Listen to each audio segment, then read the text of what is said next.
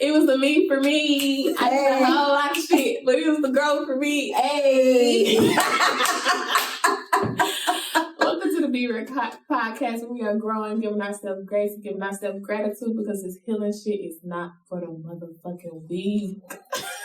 I have my friend Ashley Marie here today. Can you tell us about yourself? Yes, my name is Ashley Marie. That is not a typo. I am 30 years old. I am a Kansas City native, and I really have been living my life during this pandemic and trying to figure out, I'm always on a constant evolution. So my goal is to evolve and to help others evolve. Yes, and tell us about your business. You can't leave that out. A couple. Yeah, okay. All right, so I'm the founder of a nonprofit called My Angel Lives, and we support families who have experienced the loss of a child. And then I have a personal business called A. Marie Coaching and Consulting. So if you need to get your life together, I specialize in vision mapping, helping people to figure out what they want to attract, achieve, and be in life. And then if you need a website built, nice, sleek, simple website, I'm your girl. Okay. You see how she just put that all out there? Look, my girl, okay? But I love it. Surround yourself with people that's actually pushing themselves to be better, because when you see other people pushing and doing more with their life, of course you're going to do the same thing. And that's why she's my friend. But today, and I'm sick. When I'm sick, it's cold in my house and my mom won't turn on the heat. So yeah, it ain't time for that. Yeah, it's just what you said. It's not time, but it's cold. So my voice sound a little crazy.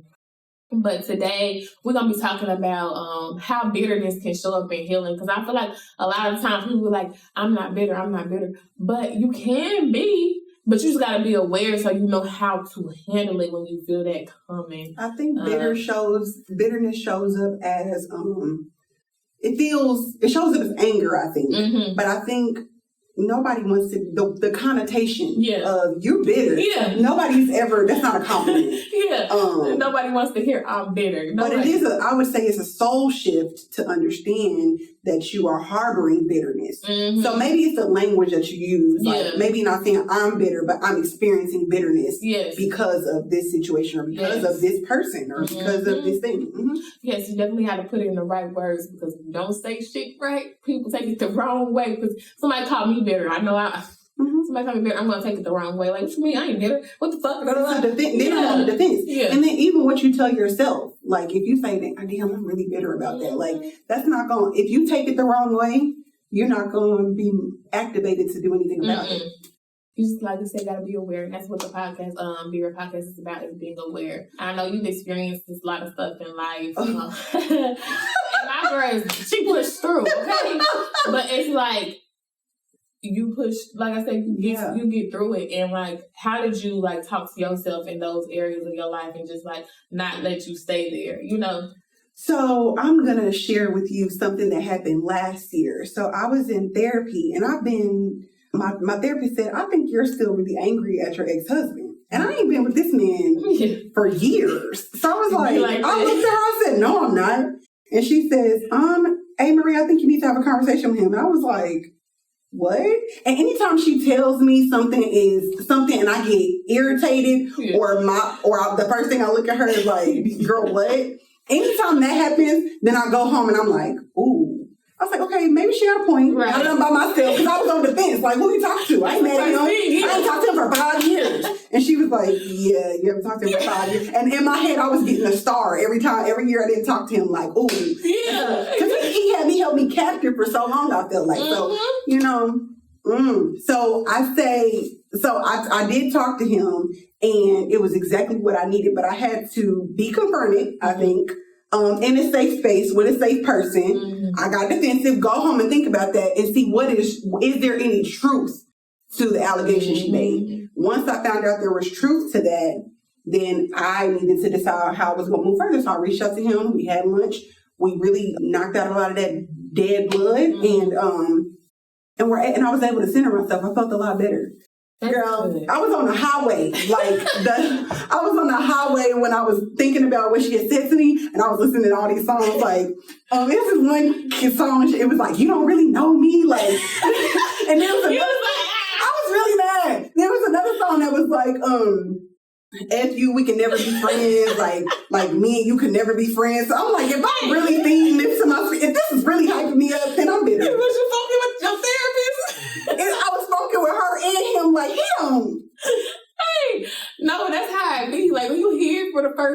time, and then you feel like you made some progress, you be like, never. Who? Not me. It's exactly after I made some progress. Cause I'm like, I ain't talked to him for 5 years. Yeah. Counting, sis. Yeah. So who are you talking to?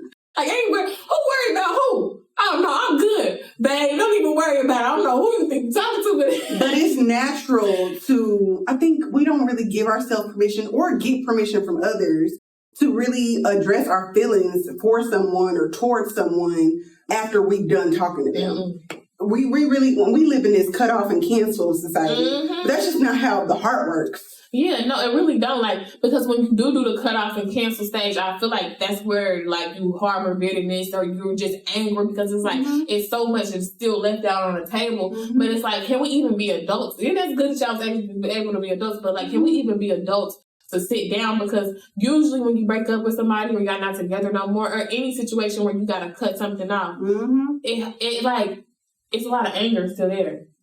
And a lot of anger emotions. is hard for me to deal with because I don't feel anger very often. And I don't know, I can't speak for nobody else, but anger for me doesn't show up very often. So when it does, it just takes a lot of my energy. And I feel like anger makes me feel powerless, and that's why I try to avoid it. My thing is I be so emotional. Like when I leave any situation or like even when I left my job or left relationships I've been in, I be so emotional because it just be like, I had a victim mindset when it came to it. Was like, why me? Like, why would you do this to me? You know? And that's where I feel like my bitterness came from. And I had to really channel it because, like, I got a kid now with somebody that I'm no longer with. And I would catch myself, like, doing little shit that'll... Petty stuff. Yeah, that'll look like a little bitter shit. But it's like, and I had to separate relationship him from daddy him because he loves his daughter, is a great dad, but we wasn't that good. It wasn't the best partner for me, so I had to really talk to myself. But it took me a minute to get there, and you continue to have to get there. Yeah, I imagine just if I were in your situation, I would have to continue to reframe because you for so long you were with this person or had this relationship, and now your brain is trying to rewire itself to see him in a different light.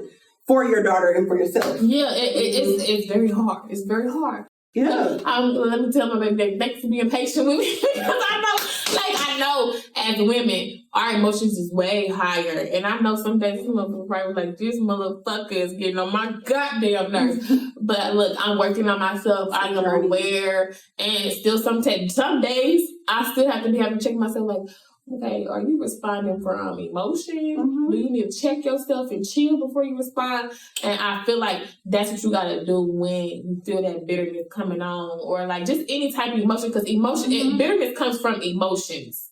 And it's different emotions, sadness, anger, any of that. So you got to really ask yourself like, damn, okay, let me take a step back. Like you were saying, you had your experience, but even with grief, I wanted to talk about that. Like even with grief, you experience bitterness. Like, I was so bitter when my grandma died this July. I was so mad because it was like, why? Like, why did you think that was okay? I was telling God. And our brain wants an answer. Yeah. And we feel entitled to an answer. Yes, it definitely feel entitled to an answer. And I feel like with grief, when you lose somebody, that's not always physically, but like I said, in a relationship, it's like, how do you handle that with grief? As soon as you brought up the grief piece and bitterness, it made me think about my baby and how when I first had her and she was stillborn and I would see other people's babies, I would just be so disgusted. Not with the actual kid, but just like, why did my baby have to die? Yeah. And it could have been prevented, and things like that. So I had lots of questions, and I wouldn't go to baby showers. I wouldn't go to anything that made me feel uncomfortable. If somebody was like, "Oh, I want you to meet my new baby," like, you don't want me to meet your new baby. Okay.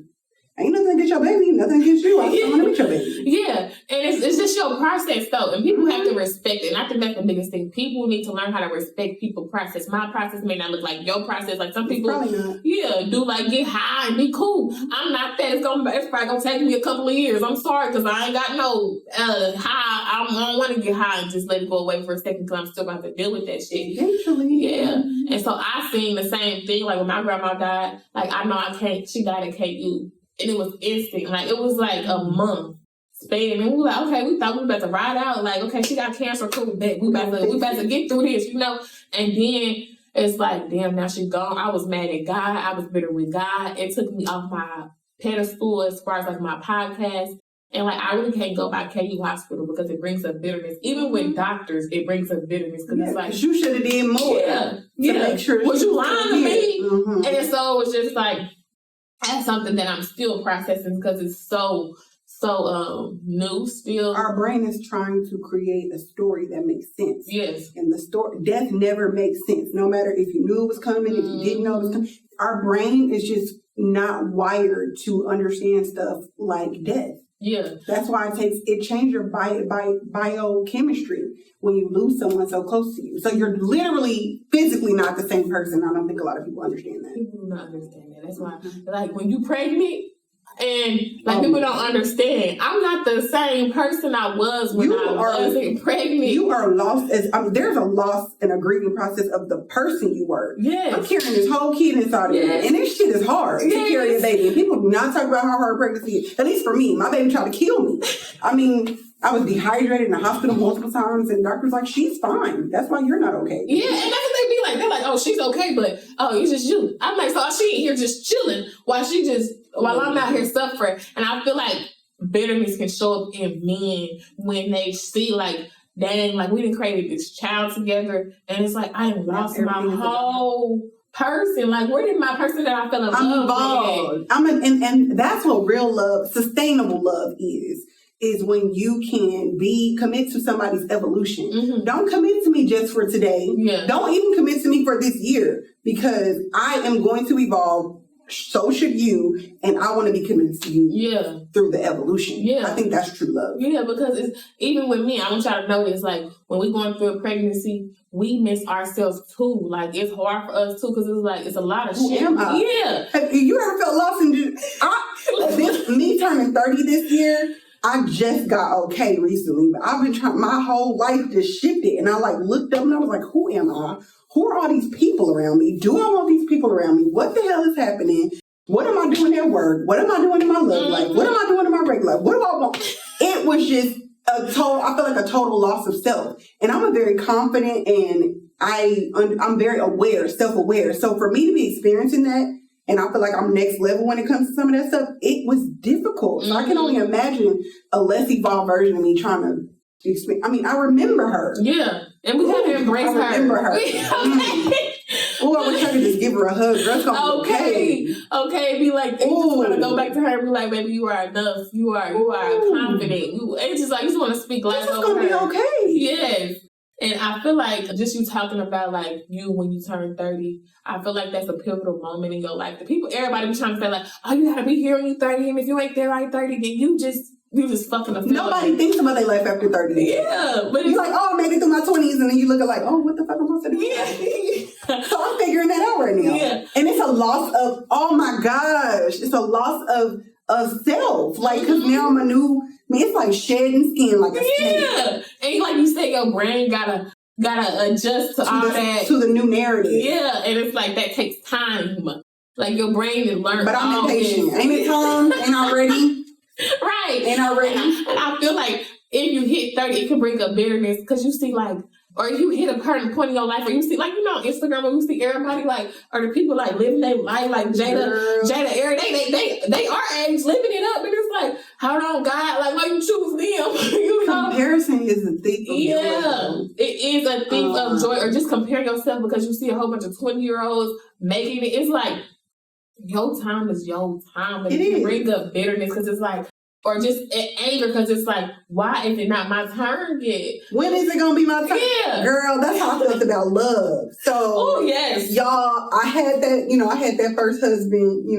Shout out to the ex-husband, I suppose. And then, then I had the love of my life, and then he died, and I just was like, I knew it was my time. I was like, okay, I done went through this. I done lost my baby. I done went through a lot of stuff, and now I got this. It was all worth it because this man is amazing. It's my soulmate.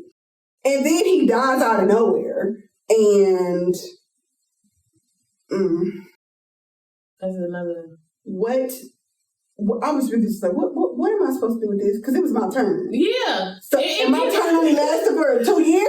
And it be My like turn is that. over? Yeah. Mm-mm. Especially when it comes to love, because I ain't even gonna fake. Like right now, I'm kind of like, I got a little bitterness with love because it's like I've had experiences and they have failed. And so it's just like, okay, what if I put my foot back out here again? I get another relationship. Love is a risk, girl. Girl, I know. It's the biggest risk. And like you said, you gotta really rewire your brain. I'm like, I'm learning to rewire my brain. Like even if I step into this, I know I'm gonna be okay if it fails. Like I have because you've been through harder stuff. I try to remind myself if I can Yeah. survive the death of my baby, the death of my soulmate, the death of old versions of me, the death of a life that I thought I was gonna have. If I can survive that, then surely I can survive what's coming. So I'm trying to create a new relationship with love because the relationship I have with love right now is like it's negative. I look at it in a negative space. It's like I'm so scared of it because it's like if it fails, or am I gonna get in a relationship, wasting my time? Then it failed. Then it's even deeper because I have a daughter. So it's like I don't careful. Yeah, it's like do you bring them around early just to see how they interact, or do you wait until like a year then bring them around? Then you see that and then she don't even like the nigga. Now you gotta get rid of the nigga.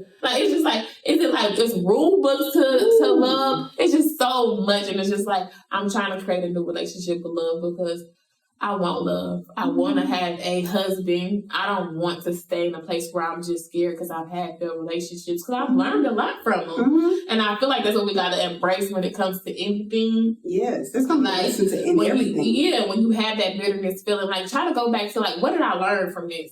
And how can I do better in my How can this serve me? Yeah. How can I say? But sometimes I think you gotta feel it and you gotta allow it to be felt, and it's not gonna feel good. Yeah. And you might feel stuck for a little bit, but it's like any kind of scab. I mean, any kind of wound. It needs time to heal. And now you said a good thing, like you gotta feel. A lot of people be like, "Oh, we're just gonna sweep it up under the rug." We're not, because you're not gonna come back. Yeah, don't worry, it's gonna come up back. You hiding, it's gonna come up. And it might not even come up in the way that you would perceive it. Like it might just be now your everyday attitude is fucked up, and you just got this negative cloud over your head. And you don't know why. Yeah, you're like, why am I always waking up with an attitude? Or you agitated, or you just irritable, or you. So, or you don't have the energy to do the things that you normally would do. Like that stuff's gonna come around. And definitely, it comes show up in your health.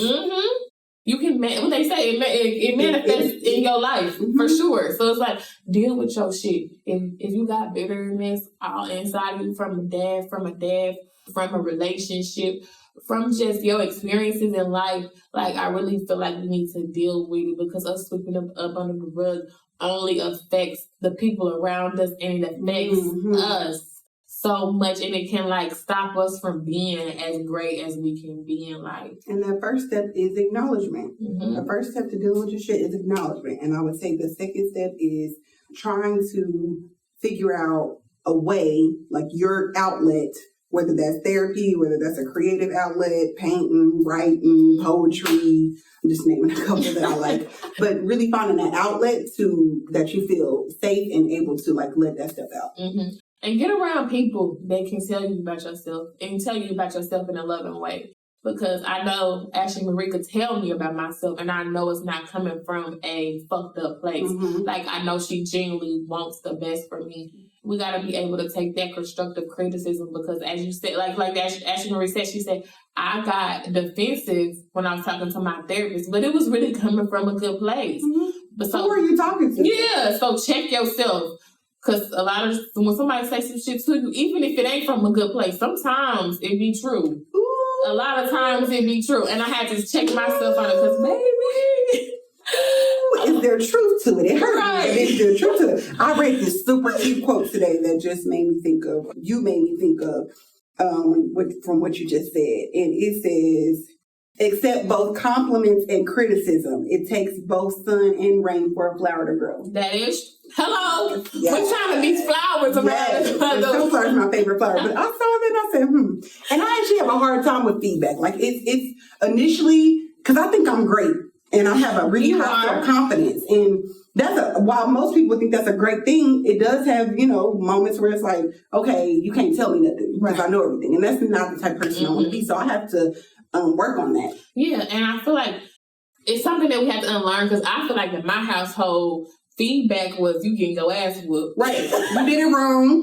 You didn't do it how I said to do it. Yeah. It's like, you know, it wasn't like feedback, like, okay, let's do this next this time. It's just like, I told you to clean the motherfucking dishes next. So it was like, now I'm defensive with everything because it's like, because I think I'm in danger. My defense mechanism goes up. Because who was excited? Who was relaxed during the ass whooping? Yeah. Like, so it's just like, everything we saying is like, you got to unlearn and learn a whole bunch of shit. And I'm just proud of us for being able to acknowledge that we have a whole bunch of shit to unlearn and learn. Mm-hmm. And I hope that, like, y'all have people that can get around y'all to, like, embrace that part of your life because I feel like I'm stepping in a different light that I've never been in. And it's because I've had people in my life tell me shit I didn't want to hear. Especially in my last relationship. He told me a lot of shit I didn't want to hear, but it's what I needed to hear. Like, because it's bringing a different me out. Like, and nobody else would have told me that shit. Even though I don't like the way he said it. But I know delivery matters. Yeah. But it seems like you're self-aware enough to know that the delivery wasn't great, but the message was God sent him in my life to send me a message. And even though stuff don't work out, I really appreciate that I got to experience that. Because, like, now I crave it. I crave for my friends to tell me when I'm wrong. Or I, like, even want feedback on my podcast. Like, okay, tell me what I'm doing wrong. Mm-hmm. Now I just want to be great in everything I do. Like, now I feel like all that mediocre shit is over with. You know, one thing I want to address that we didn't get a chance to talk about is bitterness with self. Like, really being mad at yourself for, I would say for me, just the kind of stuff that I allowed in the duration. So my first marriage wasn't great or nothing, but I definitely feel like I learned more lessons that I probably wouldn't have had to learn if I had have left. So I had some bitterness and anger towards myself. Like, why would you allow this to happen to you? Yeah, I can feel How much further along would you be if you hadn't have allowed that to happen? How different would your life be if you wouldn't have allowed that to happen? So I think, you know, just talking about anger with self is important too. Yeah, I think that's very important because I've been there too. Like, I'm just mad at myself. Like, why are you so dumb? Why would you continue to allow certain shit? Like, why? Like, it's just like, why? But that's that little girl that we was talking about, that old, like, the person I got in. She didn't know no better. Yeah, she didn't know no better. So it's just like, but you gotta allow that to be okay. Like, embrace it. Like, a lot of people, it takes a lot. Well, have you seen that show Made? But it's this Netflix series on Made. And she was like kind of domestic violence relationship. And the lady, she was like, it takes she said it took 6 times for me to leave. Oh, yeah. No, I did see one episode of that. And she had a baby, and her dude was an alcoholic. And she left. Yeah. And she was living in her car and stuff. And it takes time for people. And that's why I'm like, I gotta give people grace because what you would do in a situation ain't what somebody else would do. First of all, don't speak on my situation. Yeah. Because I try to stop myself too when I think, I wouldn't do that if I... Yeah, me too. You would do what you would do if you were in that situation. And let's be clear, you don't know the ins and outs of that situation, so you probably don't know how you would have reacted. Like when people say, you know, if my baby died, I'll just have another baby. Why would you say that? And it's not your fucking life. Or if my love of my life died, I wouldn't be like dating so soon. Or, you know, just stuff. Well, good for you. You know, and you have the choice to do these things in your life. I can sign you up for the dead baby, dead husband club if you want to. Right. You want to go there. Who wants to be there? Like, you know, because I do the best I can. Yeah. And it be like, you talking about what you would do in a situation. A lot of times, I ain't gonna fake. God whooped my behind when I used to be like, I would never do this. And then it showed up in my life. And I'd be like, oh, God, I'm going to shut up. I'm talking about something I never do. And you came and showed me exactly what I do, and I did probably worse than what I said I wouldn't do. So it's like, humble ourselves and stop judging. Yeah, and if it ain't helpful, and I think in that regard, think about before you speak on somebody's situation, is that going to help? Is that beneficial to the conversation? Right.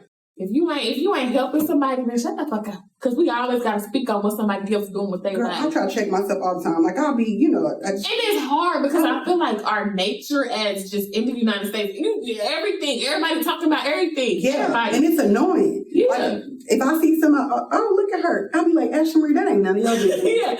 Everybody, and I have to tell myself, literally, that ain't none of your business. And you gotta reframe your brain. Yeah, that's what I'm doing. Because shit, the shade room and everybody business. And the internet is an everybody business. That's how we know what's going on in their life, because it's just the internet shows you partials of people's life, but we think we know what's going on in life because we see partials of their life. And we don't. People are like, oh, I think they a good couple. You didn't know that celebrity? You're right. You don't even know what the hell going on in the behind closed doors. They just show us the glamours and everything else. Think about it though. Who, besides this Paracast podcast, because it's very rare and beautiful, who's really out here showing their life without the best lens? Think about a selfie. It probably takes you like 5-6 shots to get the right selfie. I'm not posting I'm posting the best one. I am. And that's why I want my podcast to be raw and real, because it's like, nobody really showed the hard, the crying, the sweat, the tears. Like, I really just want to show y'all my journey, like, where I'm probably at the lowest I've been. You know, I'm more aware and I'm able moving towards where I want to be, but I done lost a lot, and I'm like rebuilding. And my evolution. Okay. And I'm just trying to get to the place where I need to be. Growth don't feel good. It do not. Put that out there. It do not. Motherfuckers be thinking it's rainbows and stars. There are moments of highlights where you see like, oh, I would have handled that. You could have called me. If you had called me this time last year, I probably would have. But you know, look at me. Yeah, look at me. Thank you. Evolved. Wow, that's crazy. Yes. Don't try me though. Yeah. No, I'm serious. I'm still working on that part. Like, I do check myself. I be like, okay, am I responding too emotionally? But you might catch me on a day where I'm be like, fuck all that growth shit. I ain't gonna fake. It be days like that. I ain't got it like in the bud or like perfect to where it's just like, oh no, I'm just not entertaining that today. If I might be with the shits today. Yeah, I might be with the shits today. But I try to usually leave y'all with like an action item. Yeah. So we talked about how bitterness can show up. The action item, my guess is just be like, give yourself feedback. And we coming up on end of the year. Mm-hmm. So are you where you want to be in life? If you don't, you need to do vision mapping with me at amariecoaching.com. Booker. But like, for real. No, seriously. But like, look at that. Like, or if you had like a failed relationship, like for me, my biggest thing is like, let me look at love, because my love life is not working out. I mean, my finances and jobs is not working out, but I'm working on that. I have a plan for that. Yes. But like, what stable in the area so far? Yeah, what area in your life where you feel like it's bitterness? Mm-hmm. And I feel like love has where I have the most bitterness. So I'm really trying to work those kinks out with myself. And I have a therapist and I have a life coach that goes through different classes so I can be more aware. So maybe I can go get a therapist, maybe go listen to some videos, book Ashley Marie, and she can make you more aware. But you need to get around people, get a community, but you need to figure out that life, part of your life where you are bitter, and figure out how you're going to have action plans towards it. Do you have something for them? Because you're the coach. I would just say, if after they identify something that they might be harboring bitterness towards, then I would encourage them to maybe write a letter to that version of yourself. Or do an audio note of a version of that version to yourself. I think that could be beneficial and just kind of helping you cleanse.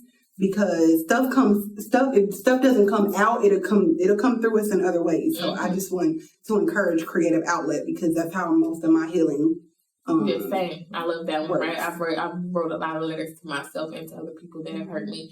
So yes, write that letter, y'all. It's very releasing. I've actually given my letter to some people too, just to really feel like, okay, that door is closed, because I've said what I've needed to say. But yes, work on that. Write that letter. And I just want to thank you for being on my podcast. Thanks for the invitation. I love you. Thank you. I'm really trying hard, child. You're doing good. Thank you. You're doing a good job. You're doing a good job. But I love y'all. And always I say, make sure y'all follow my podcast on Apple and Spotify. Share on social media so other people can get influenced and be aware. And yes, let's make this week a good week. Love y'all. Peace.